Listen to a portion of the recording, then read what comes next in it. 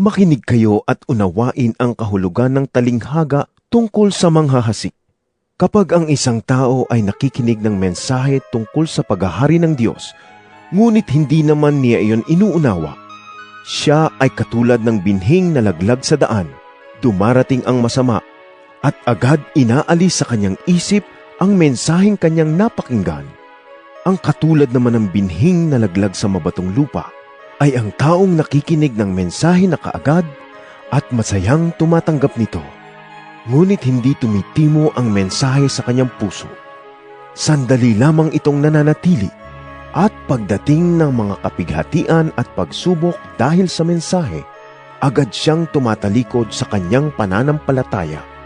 Ang binhi namang nahulog sa may matitinik na halaman ay ang mga taong nakikinig ng mensahe, ngunit dahil sa pagkabalisa sa maraming mga bagay at pagkahumaling sa kayamanan, nawawala ng puwang sa kanilang puso ang mensahe at hindi ito nagkakaroon ng bunga.